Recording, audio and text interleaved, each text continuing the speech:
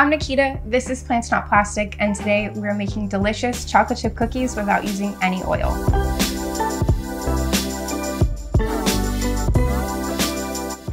This recipe is 9 ingredients. You'll need 1 cup of oat flour, which you can actually just make yourself by blending rolled oats at home, a ½ teaspoon of baking soda, a ¼ teaspoon of salt, 3 tablespoons each of regular sugar and then packed brown sugar, 4 to 5 tablespoons of an unsweetened plant milk, a ¼ teaspoon of vanilla extract, 2 tablespoons of almond butter, and then a 1/3 cup of vegan chocolate chips. You're going to start by combining all of your dry ingredients in a mixing bowl.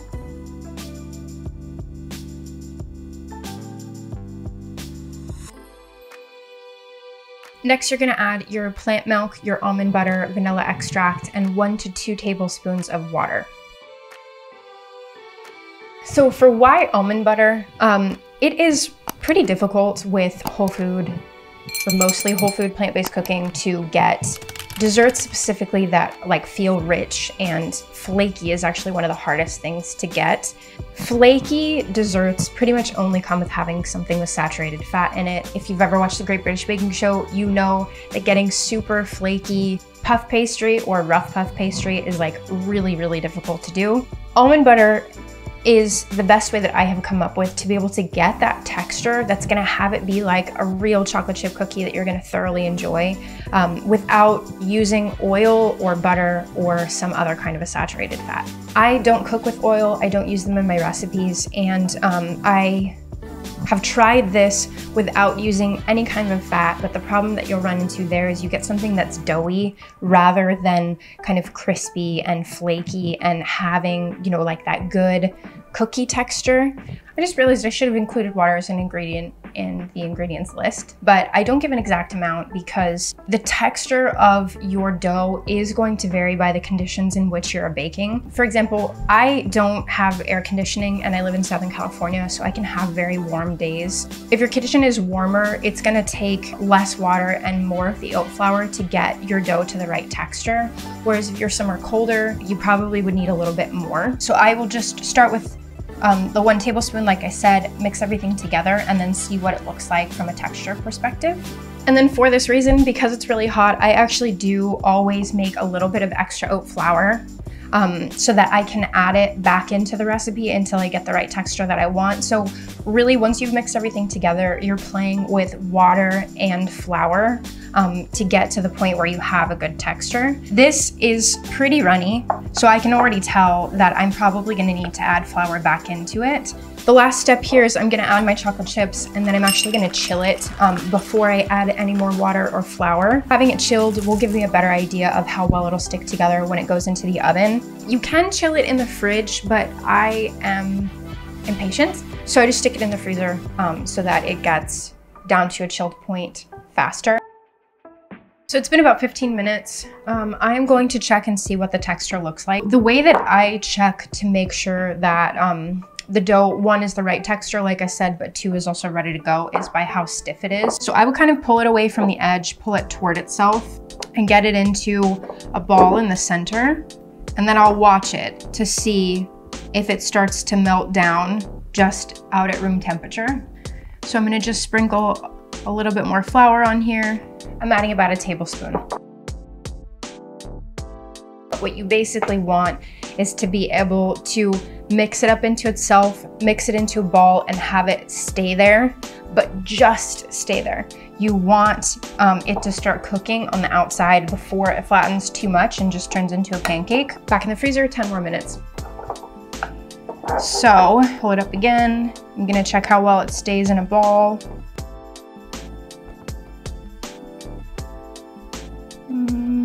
Seems pretty good. We're gonna go ahead and try it and see how it comes out. Now is actually the point where you're gonna go ahead and preheat your oven to 325 degrees. Once I've done that, I am actually going to form the dough into cookies on my baking dish, and then I'm gonna stick those in the freezer for another about 10 minutes. That's about how long it takes for my oven to heat up. If your oven preheats faster, I would say set your cookies up to chill for another 10 minutes total before you stick them into the oven. So once you've chilled it for the full time, you're gonna transfer them straight from the freezer into the oven and cook them for 15 to 18 minutes. I find that 18 is best. You are gonna get a little bit of a brown coating on top. 15, they will be cooked all the way through, but they're gonna be very, very soft. I think that they won't hold up with their texture as well. You can let them cool down a little bit, but I tend to take them straight off of the baking sheet and put them onto a cooling rack.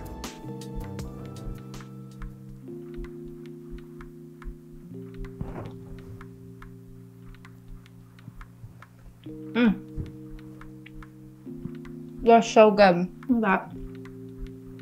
They're all melty, delicious. They have awesome texture. And just that little bit of almond butter is like really, really what does it. One thing that I honestly think is amazing about these too is they keep this texture really well. So honestly, I actually go through them in like a couple days because I have no self-control. And I will just leave them out on the counter at room temperature.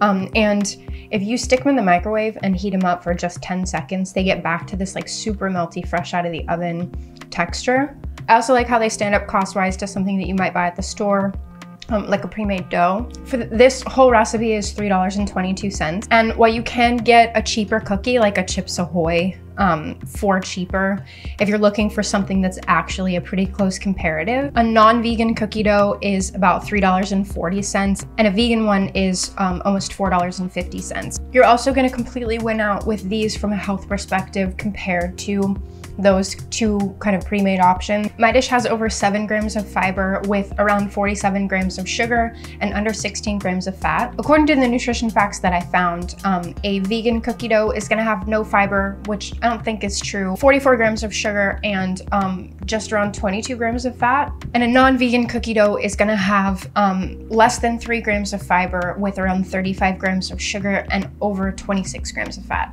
I personally came up with this recipe because I really did want to be able to make cookies during the holidays with my family. That's something that I've gotten into the habit of doing over the last few years, but we have always used a recipe that uses coconut oil. And I really wanted something that was still gonna be super delicious, easy to make with my family, but wouldn't use oil.